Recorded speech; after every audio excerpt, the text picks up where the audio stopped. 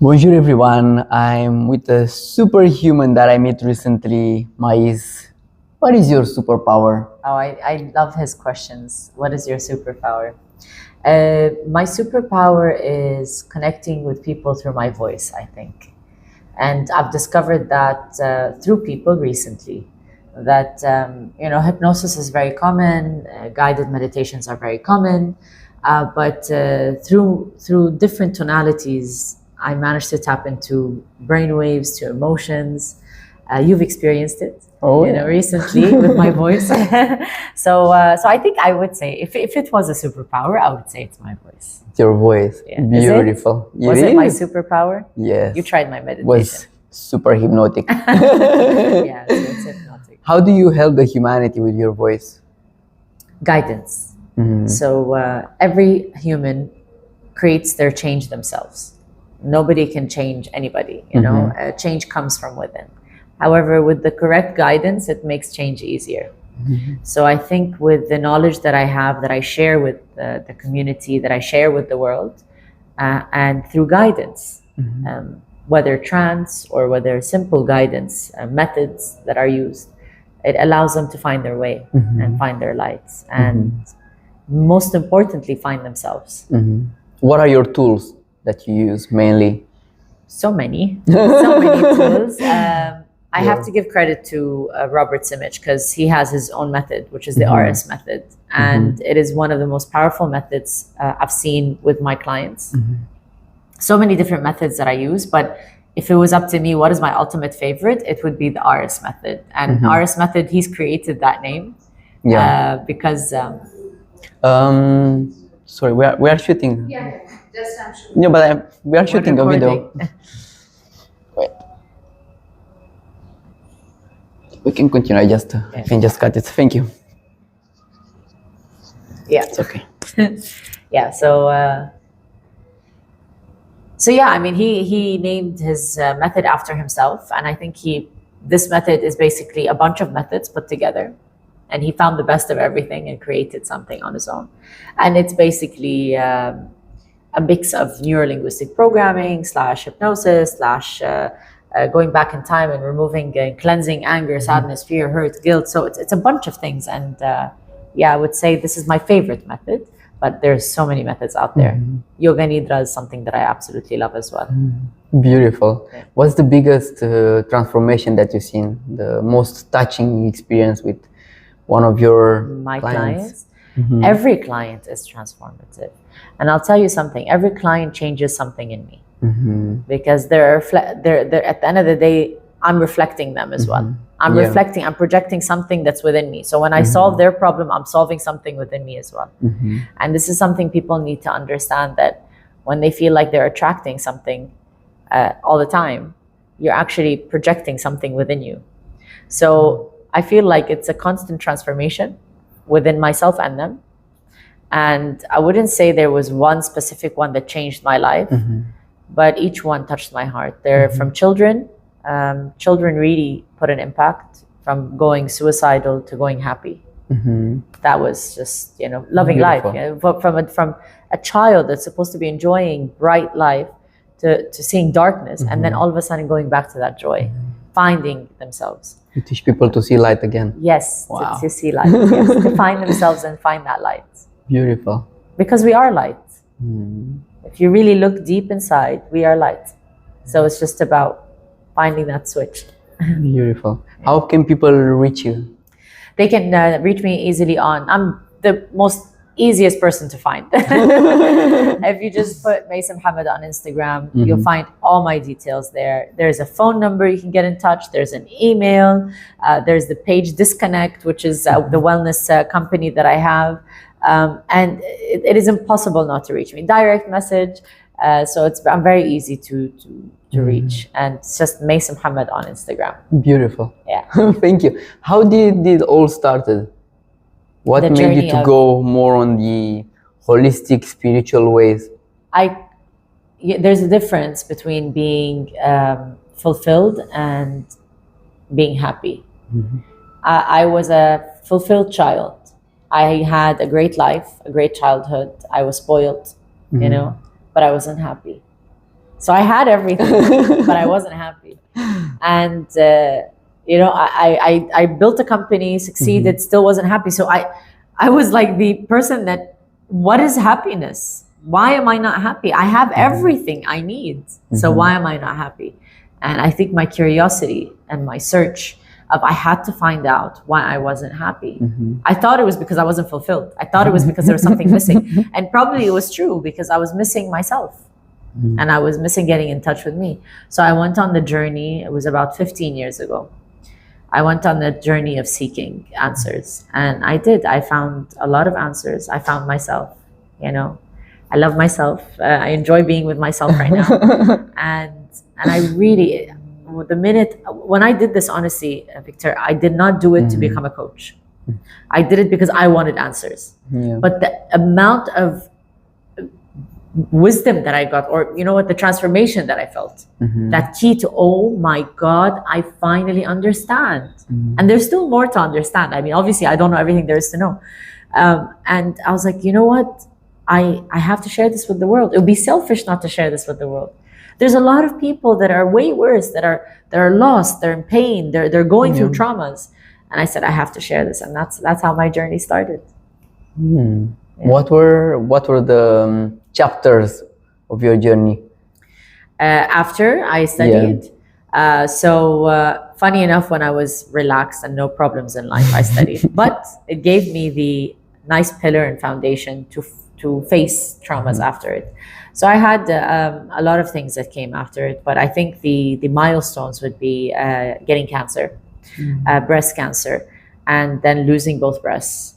And so that was losing feminine inside, which I'm doing this because I don't believe in that. We are not our bodies, we are a soul, and our bodies are just a capsule for us. So it's something that I learned along the way. And then losing all my money. My money got stolen and hacked. I lost everything in all the same year. So I lost health, I lost money, I lost everything. And you became like Buddha. Oh, pretty much, yeah, but it was all taken away from me. I didn't give it away. See, Buddha gave it away. This one was taken away. And I think it was, ironically, the most beautiful lesson I've learned. And when everything was taken away from me, I realized that I didn't need anything to be happy. I could be happy without anything. And happiness is whether you're sitting on the street or sitting in a mansion. It's not the mansion that makes you happy. It's within. So I think this was a real big milestone in my life that year, and that wasn't too long ago. It was 2 years ago. And then I said, I built it once, I can build it again, but at least this time I'm building it happy. And with or without it, I'm okay. And you know what? The minute I had that mindset, things became so easy. Things started coming to me without, before it was always like, I'm running and chasing money. And now I sit down and I allow it to come to me. Because I'm not chasing it anymore. So this is also something that I learned. Everything you run after, it runs away. It repels. It's like a magnet. So sometimes you just need to let go, become the frequency. Just like Dr. Joe Dispenza always mentions, become the frequency of what you want to be. And once you do, these frequencies find each other. And that's the law of attraction. That's the secret. So a lot of findings along the way, and I think these two were the biggest two. I don't think I want incredible. This is an incredible story. See that? I don't think I want any more. No, only love and light. Yes, no more. Yes. No more struggles. I hope so. But then again, behind every struggle, there is a beautiful lesson learned. And I think this is what we need to remind ourselves, that everything is a gift in disguise. Everything you learn from. It's just about asking yourself, instead of why did this happen to me? What can I, and why did this happen to me? Ignore that and start asking yourself, what do I need to learn from this in order to better myself? There's a lesson behind every trauma. It's just about finding it and asking the right questions. See, that's the best example of learning to change the world. Some people, they get destroyed about it, they get in a constant depression, they don't want to deal with life anymore. And somebody like you that chooses to rise up like the phoenix and start to make this world a better one. Thank you. Thank you. Tell me more about the disconnect.